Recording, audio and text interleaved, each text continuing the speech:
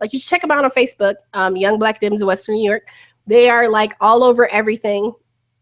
Everything from there is they have a Trump anti-racism rally coming up, which is like, okay, we've seen a lot of these happen. But what I really like about how they're going about doing things, about what they're doing, is the fact that they're not just, okay, we're going to get a whole bunch of people out here because Trump is evil, and because Trump is evil or whatever, you know, they're very clear. Like, they released a very clear statement on their Facebook page, and she did a press release and stuff. Like, she's really good and organized in that respect. You know, and it's awesome to see the organization come together. You know, we usually think about these things that are peaceful, these really big, grand ideas, and these organizations, the historical organizations that do this type of thing, right? The NAACP, these large. But when you have just people who decide that, you know what, this is a void in my community. I'm, you know, somewhat knowledgeable about these issues, so I'm going to start this group and just start reaching out, engaging people and seeing what's possible. So she has leveraged that, right, into trying to get people to run for different positions within like their local, you know, Dem committee.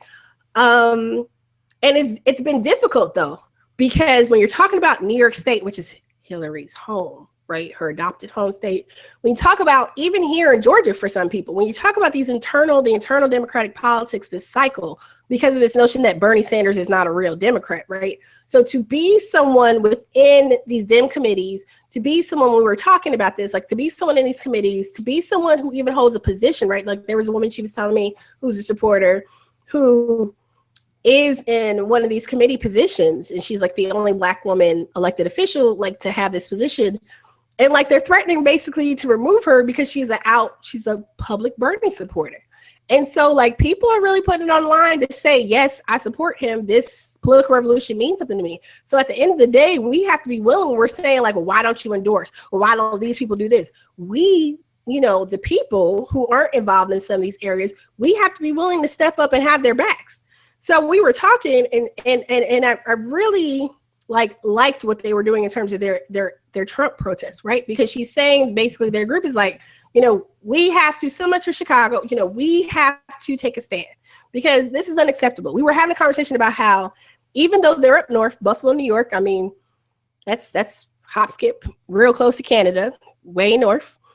It's very racist, very blatant, overtly racist.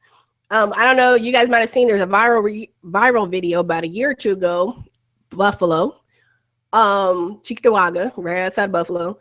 This white woman in front of her kids having like a full-on meltdown, calling a Black man everything in the world, and he recorded it. He was like, Buffalo's just so racist. That was the video basically, right? And I was talking with a friend of mine, his dad was saying the same thing. This is like the new Mississippi is what his dad was saying.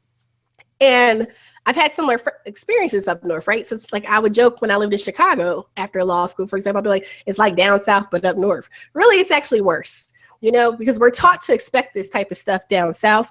And really, I find less of it happening down here and more of it happening in ups, you know, further north, because we don't expect it. You know, we're told that it's not a problem. So you have these areas that fester with, you know, racist ideology, hyper segregation. And that was a conversation we were having about Buffalo. You know, there is a huge base for Donald Trump there. And like a lot of his policies, when you're talking about, you know, when you're talking about how to, you know, you're talking about tracking or detaining or deporting Muslims, there are people like in your neighborhood. It's like your neighbors, the people your kids play with, they're Muslims. When you're talking about you can't stand Latino people, this is the conversation we're having, right? They're like the Puerto Rican family just looking, like talking to people when she's been out and about, talking to people, you know, doing canvas and doing other work, that like, this is our daily lives. These are people in our community. And then people stop and like, oh, I didn't think about that. Yeah, you got to think about that type of stuff. So they're doing like, you know, nonviolence training. They're doing training on how to de-escalate situations. Like I'm really optimistic, and I can't wait to find out like how this protest turns out for them. They've, you know, contacted the police already to let them know that this is how many people you should be expecting. This is what we're doing. This is the training we're having. And it's really good. Like they've been really engaging with the community, kind of leveraging, and she's been working not so much with this protest, but with other work they've been doing in terms of like the Bernie work. They've been working with some staffers up in Western New York.